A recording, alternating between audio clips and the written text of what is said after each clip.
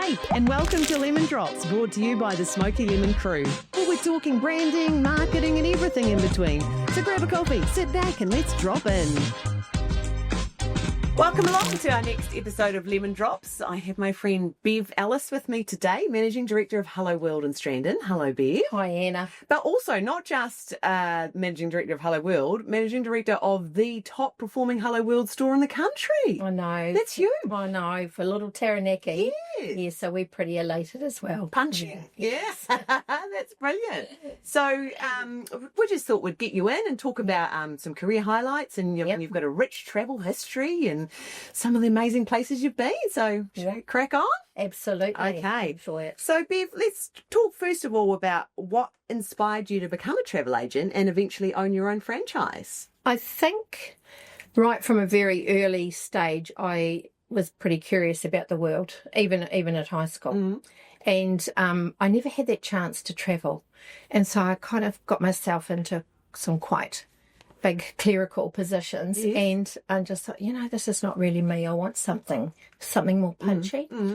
And I've always been curious about different adventures, cultures, that sort of thing overseas. And I thought, why don't I train to be a travel agent? Mm-hmm. So, which I did. So I was working full time, and I went back to night school 2 nights a week when it was the old Taranaki Polytechnic. Yes, that's right, before up in East Town here. Yeah. So I went there 2 nights a week. The next door was the cooking classes, learning how to become chefs. So we got their trials for dinner. Oh, nice. Was it okay? It was great. Yeah. Was this on Maratahu Street? Yes. Yeah, right. Yeah. So that's where it all started. Yeah. So then I worked for various franchises. Mm-hmm. And New Plymouth, I thought, still didn't quite cut the mustard, because I like to look after my clients the way I want to spend time with them. Yes, yep. They've taken the effort to come and see me. So I like to be able to have that time to spend with them, not just do this, and this, and out you go, give us your money. Of course, because it's an investment, right? It is.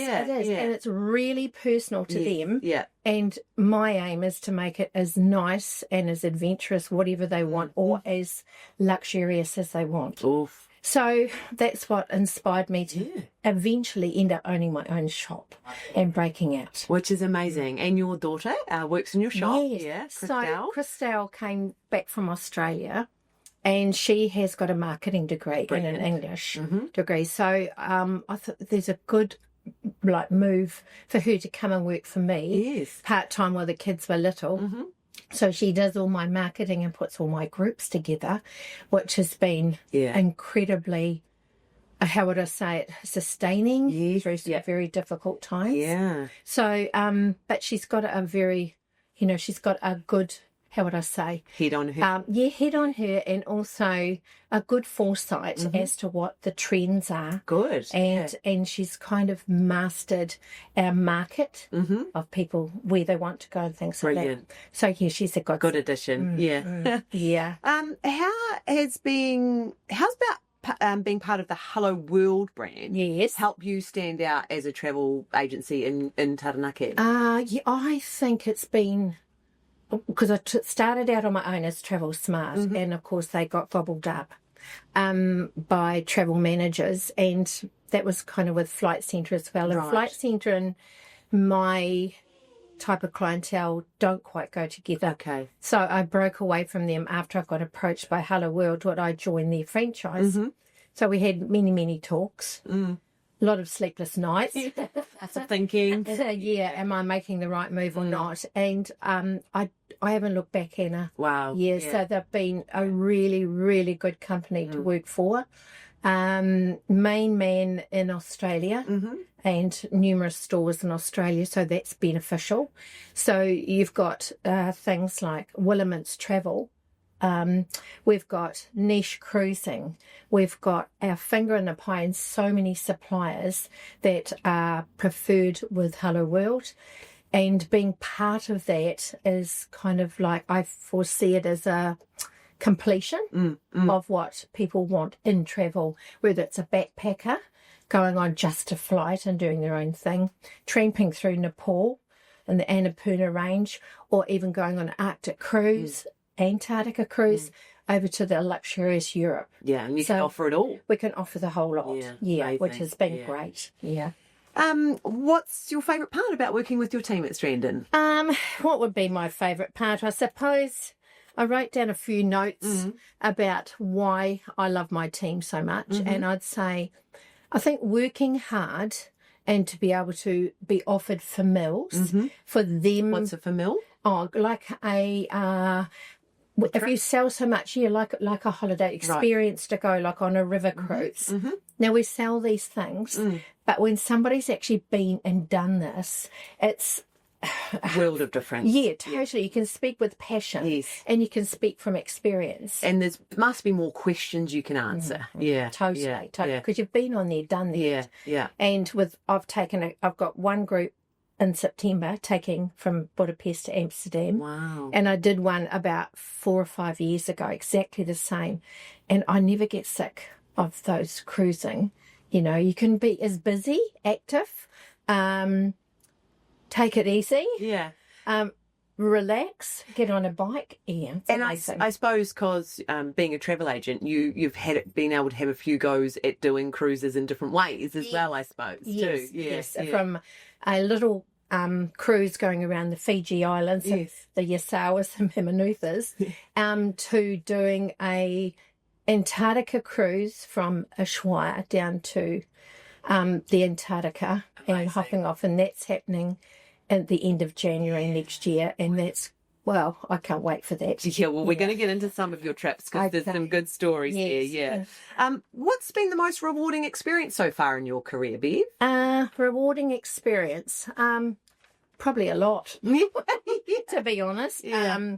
I think the biggest thing for me, was surviving COVID. Yeah, that was huge. As a travel agency, I mean, the whole world shut down. Did. Yeah. So we had 80-odd shops just with Helloworld. Around the country. Around just New Zealand. Yes. And we went right down to below 30, I think, if I remember rightly. I think we're just above 30. Right. And that was so hard to see all my friends in the franchise shut shop because they just couldn't survive. How many are they back up to now? We're just over, it's about 34, 35. Okay, so they really never came back, really? No. So I think how we did it and my highlight of being most rewarding, I think, is being able to keep my staff over that period. To keep them all? Yes. Yeah. And also employed another 2 from our other Helloworld shop, which I'm so happy with because they're so experienced. Yeah. So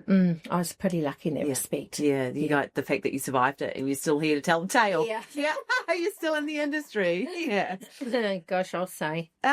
So I suppose we that's sort of all about adapting to the ups and downs of the economy and the world. Yes, you know. Yes. Yeah. Well, yeah, and I think we might touch on that later about what we actually put into place to survive. Yeah. So do you want me to talk about? Yeah, go for it. Yeah. So some of the main things that why we could keep our shop open was because Christelle put a lot of tours together, in fact 12 domestic tours around New Zealand. Brilliant, yeah. And nobody could travel overseas. Yes. So we had 3 trips to the Chathams, which I love. I bet. Love the Chathams. And then also we went down to Stewart Island. And I like Stewart Island too, the Catlins, Dunedin, all around that area. And then we did biking trips all around New Zealand. So for the active ones, we did West Coast, Nelson, Lake Dunstan, Molesworth Station. Up north, we've done around the bottom of Wellington, Martinborough around the Cape, and then back to Wellington. That was pretty horrendous. Well, and was it windy? No, it was just the injuries we had. People getting stuck in sand with their tyres and things like that. Yeah. We all got out of it, and it's part of the adventure. Yeah. No charge for that one, Anna.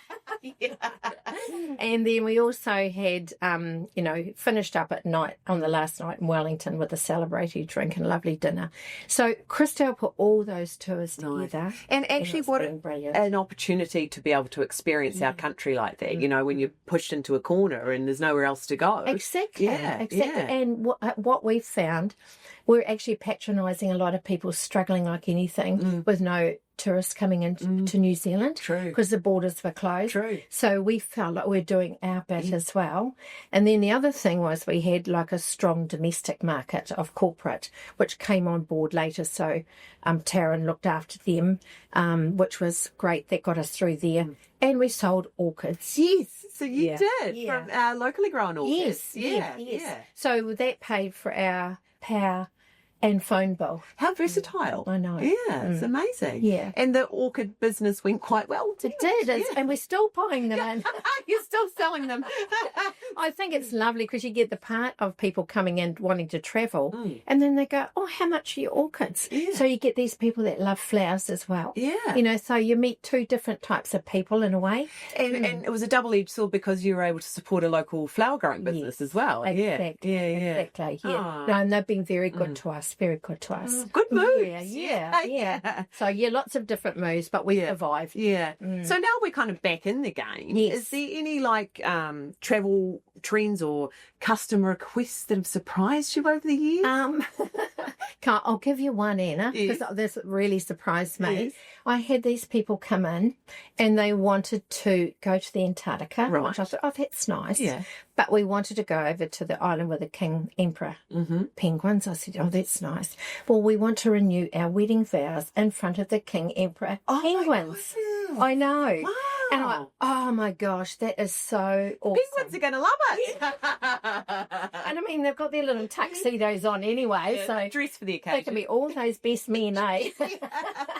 So did that happen? Yes, it did happen. Yeah. And they came back and it was just exactly how they imagined it. So did you have to put extra things in place as opposed to just planning a normal trip for them to talk to people, or that's just what they wanted? That's exactly what they wanted. Wow. No fuss. And I think the cruise company that they went on, everything, they're all accommodated. So it was really special for them. Yeah. When she came back, we went and had lunch together and she just said, it's one of the most amazing things. You'll never forget it ever. How special. I know. And also lovely that your clients become friends you can go for lunch with. Exactly. That's what it's all about, isn't it? Yeah. So you have organised some amazing trips. Let's talk about the trips, because I mean that's the whole crux of the travel agency. So, and you've talked about Chatham Islands during COVID and the Antarctica trips. You did a Japan trip this year. Yes. What trip? Could you pin it down to one trip that stands out most in your memory? Yes, I can. I mean, they've all been wonderful. Yes. But Africa. Wow. Okay. On the continent. Yes. Yeah. So we flew into Johannesburg and we did Vic Falls, a couple of private game reserves, Chobe. I even got on a zip liner and did with Carol and your friend Carol. Yeah. And did a twin zip line over the Zambezi River. Whoa. It wasn't until I was up there and I think, oh my gosh, this is quite shoddily made. And if I fall down there, that's not eels down there, that's crocodiles and hippos. Bev, did you hold on? I think my knuckles were white. Yeah, gosh. But anyway, that was probably... and we went on the Rovos train. Okay. And visited Cape Town. So we did a real wide range of Africa, and we saw the big five in the first day. Wow. Yeah, which was pretty special. So it was the experiences that you loved the most out of it. Yeah. Because it was varied. We had the train, we had overland, we had the zip line, and we had like a little cruise to see the sunsets. We had the animal drive to go and see the wildlife morning and night. And the food, it's just like, oh my gosh. So when for trips like that, do you have to wait for like a tour to come up, or at any point someone could come to you and say, I want to do all those things? Oh yeah. They don't have to hop into my groups or anything like that. We have got some very good tours put together and some good suppliers that we feel very confident to deal with, because there's nothing worse than going to somewhere as exotic or far away from New Zealand as South America or the African continent, and something go wrong, you know? It's that reassurance, I feel, that's important for people to know that they can get back if something little goes wrong. Yeah, and you're right there on the ground with them if they were on your tour too. Yes, exactly. Yeah, which helps. Yeah, very much so. Okay, Bev, so talking about your tours, what's one of the most unexpected things that's ever happened to you while you're on one of those trips? Well, probably when I was in Africa, I think the funniest thing was there was a group of African dancers, and I love the African music and culture. They're just, their rhythm, how they move, it's just like, how do they do that, you know? Anyway, he pointed to me on the camera, said, come up here. And I, no. And then the girl said, don't worry, we'll photograph and we'll put it all over social media. Put a headdress on me, and I had like tights to go to the gym. And we had to do this African dance. Yeah. And I just thought, do you know what? I'm going to make the most of it. No one knows me. Exactly. Just do it. Yeah. So I got stuck in and everything. And then I put the movie up on my Facebook, and someone said, oh, you still got the moves, Bev Ellice. And I look back and go, really? Did the video look as good as you felt? No. Some things are best left in another country. What do I do now? Brilliant. And probably the other little funny that I really loved was when I took a tour to Canada and Alaska. Yes. And we were on the cruise through the Inside Passage. And we had an optional to hop in a helicopter. Okay. Beautifully fine day, not a cloud in the sky. And we had this veteran from Vietnam that was flying the helicopter. Oh, wow. And he took 6 girls. Oh. 6 girls. So I was one of them ladies, okay. And we went up over the glaciers, arrived down, hovering around the dog farm. Oh, wow. Which is where all the huskies were, 170 of them. Oh, my God. And all you could see, and they knew the helicopter, like, yap. And we arrived, I thought, oh, good God, what is wrong with those dogs? They've all got red feet. Oh. And I thought, what's happened? Yeah. As we got closer, they all had these little red boots on. Oh, to stop frostbite. Oh. Cute. Do you think that a swarm of sick dogs? Yeah. Oh, COVID, but on their feet. Yeah. But I just think it was just humorous at One the of those time. moments. Yeah, and when we arrived, and then of course we got into the sleighs, and we had the chance to sit and we raced the huskies across the glacier. Yeah, and it was just so memorable, Anna. So memorable. Love it, don't they? Because that's the temperature they thrive in. Yeah. Oh, amazing. Yeah. So they howl and they woof and carry on, and they're pulling at the frame. Yeah. Or what do you call it? A sleigh, I suppose. And put your foot down, go, mush mush, and away we go. It was just awesome. Working dogs, or are you able to pet them? And no, we would cuddle them. Yeah. I've got lots of photos, and I picked out one. Yeah. The most vivid blue eyes that they've got. They're just gorgeous, So that was a bit of a funny. Did you come home? Dogs with red boots on.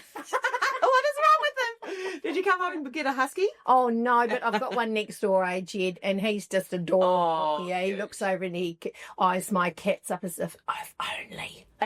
He go one day. And he can't have J Mac and Ellie. Oh, that's a whole nother story.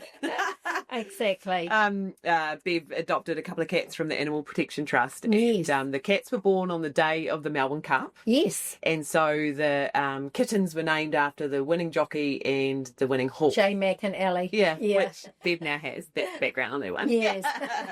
Adorable cats, all through Anna. Yeah. Anything to find homes for the cats. Yeah. Exactly. Yeah. Here's one. Do you bring souvenirs home when you go on a trip? Do you always try to get something from each country? Do you know, years and years ago, I used to just about bring the whole shop home. Yeah. And then clear off what you call the mantelpiece above the fireplace in our day. And we put everything there, and then I go to another destination, then clear that, and then the other. Okay. This is crazy. So it's like a themed mantelpiece. Yeah. This is crazy. So in the end, I decided, right, one magnet. Okay. Going on the fridge. Yes. The fridge is covered. Wow. The fridge is covered. I can't. I can probably try in the freezer now. So magnets you go to. Magnets are my go-to. If you go back to the same country you've already been to, do you still get a magnet? Not if I've been to that same city Right. or stop, but if it's a different stop. Yeah. Yeah, that's a good idea. Yeah. One day I wonder what's going to happen with all your fridge magnets one day. Oh, well, I've got Donald Duck and Mickey Mouse and everything out going to Disneyland. Yeah. And my little ones, grandkids, when they're little, that was their favourite. I love them. So they got moved from where they're placed from me down to where they come in and hide it and put it in their bag to take back to Taupo. Oh, clever. Yeah, well played. Yeah. Are they in order, your fridge magnets? Or more... Not really. No, they used to be, Anna. But now it's... much. How many trips would you have taken in your lifetime? Hosted ones? Yeah. Well, I only really started taking hosted ones after COVID, to be honest, because a lot of bike tour people loved going on. We had so much fun. They said, why don't you put some trips together and go overseas? Yeah. So I came back and had a chat with Christelle. And she said, Mum, what's to stop you? Yeah. And I go, nothing really. Yeah. Let's do it. But do it to destinations that we haven't been. Yes. Or Africa, I've been there 3 times. So that's one that I did want to kind of cover the same ground. Yeah. But you always see something different, Anna. Amazing. Always. Yeah. I know. It's the whole world out there, isn't it? It is. Yeah. It is. Yep. Have you had any travel mishap?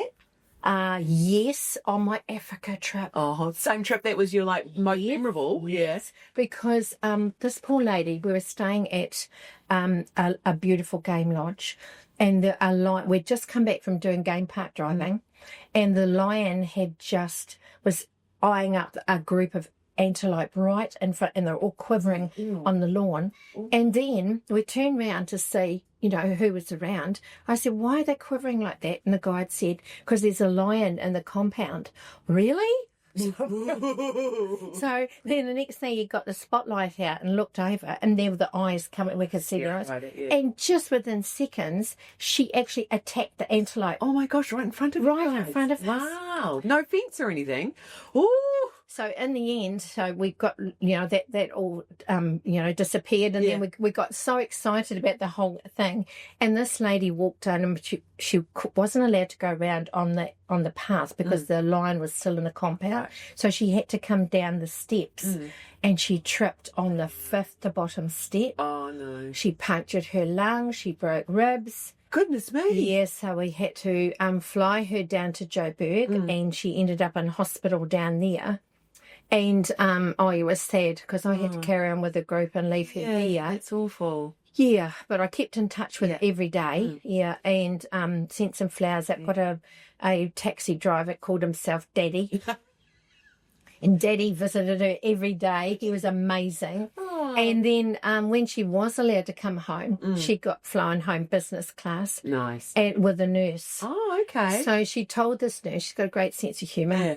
She told this nurse, you can only sit beside me if you allow me to have a glass of champagne on the flight. And he goes, all right, just one. She goes, okay, you can sit. Brilliant. And then she came home, and I ran into her on Saturday night. She looks good. So that travel insurance then enabled her to get that proper care? Yes, absolutely. Yeah. They were incredible, Anna, incredible. And imperative to take insurance out. Yes, you'd fully today. That. Yeah, gosh, with an example like that. Yeah. But also, that's an example of if you're on a tour with you. Yes. Then if something goes wrong, it's not just you and your mate in the middle of nowhere. No. What do we do? You've got the experience in being able to take care of situations. Yeah. And she felt comfortable. There was a bit of hoo-ha, which hospital to go and everything, but the travel insurers know which is the better hospital, especially in countries like that. Right. So, yeah. But we got her home. Yeah, goodness. Well, lucky. It's good she's okay now. I know. Yeah, she is. Yeah. Bit of a worry there for a while. Yeah, absolutely. Yeah.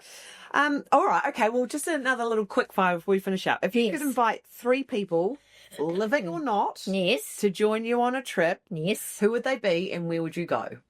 Can I make it 4? Yes. Okay. So I'd love to take my grandkids. Yes. There's 3 of them. Yep. 4 of them. 4 of them. Yep. And I'd love to take them to see there's a new lodge in Adelaide, and it's like an African lodge. Yeah. So instead of taking them all the way over to Africa, with them being so little, I just thought it'd be lovely to go to the game park drives and do this. And it's just opened up in Adelaide. And so they go out in the game park drives and the elephants and giraffes and everything. everything like that. So that's kind of something I'd love to do for them. How would Nana Bev cope with you and 4 children? Easy. Oh, good. Okay. I've been on a Disney cruise with them. Okay. Yeah, and we had 3 nights of that. Yeah. I was Mickey Moused out at the end. Well, they'll probably watch this now and they're going to ask you when they're going to that game park. Probably, but so that's kind of one of my aims, Anna. And being such a seasoned traveller, like, do you have like a go-to like snacks you always make sure you have on board, or food that you enjoy to take, or? When I fly, I like all food. Okay. I'm a gannet. So it's like, well, do you want this? Yes, please. Want this? Yes, please. Do you want a wine with that? Yes, please. Yeah. Want cheese and crackers with that? Yes, please. Hey, do you want a lolly? I'll take 2. Yeah. So I'm a bit like that. So I haven't really got any fads. I've got no food that I don't like. Right. Yeah. And it's not like you make sure in your suitcase you have this or anything. Never. No. Yeah. I actually like when I go to different countries to try the snacks in those.